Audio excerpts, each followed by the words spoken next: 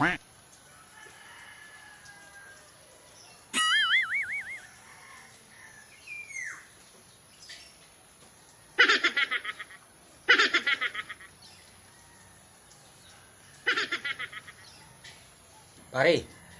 pansin ko sa iyo kanina ka patahimik dyan.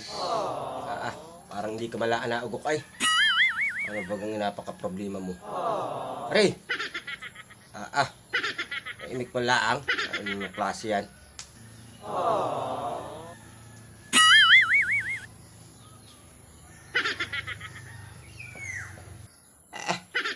Marami ka na laang problemado ay.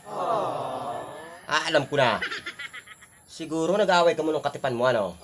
Yan ang inasabi ko na sa iyo. Ikaw pare, hindi ka na natuto ay. Sabi ko man din sa iyo, pag magkakatipan ka, huwag kang kaseryoso. Nagkaseryoso ka ay. Tamot ikaw nasasaktan ngayon, namumroblema ka pang totoo. Kaya nga pinuntahan ka dito para may kapuntuhan. Tapos ganiri. Ako pare, huwag singgahin.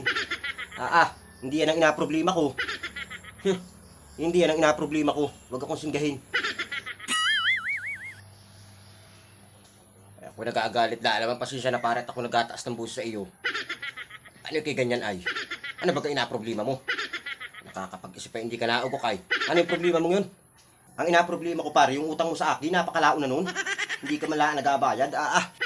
Makalimandaan piso yun tapos pinaabot mo pa ng 2 taon. Ano ka naman? Hindi ka maalam-awa sa akin. Ikaw madidali-dali lang ang umutang nun. Napakabait mo pa sa akin nun. Ano ka? Pinaabot mo ng gaong kalaon yun? 2 taon na yun? Samantalang ikay nakakapagpatalo man di sa sugal ng pan, 2,000 mahigit, 1,000.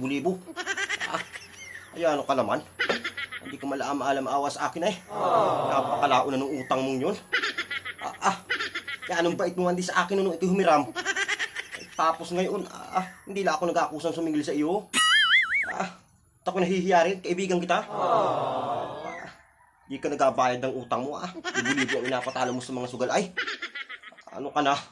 A few minutes later. Sa totoo lang, pare, nakakadala ka ng pahirmin ay. Kahit kaibigan tayo pa ako nadadala na sa iyo ay. Hindi ka maalam makiramdam. Ang iyong yan. Pag masasalubong tayo, kinaliko. Ano ka naman pare, dali-dali kang humiram sa akin tapos ikay, yung iyong yan. Hindi ka maalam magbayad, 2 taon na yun ay. Ano na yan? Ha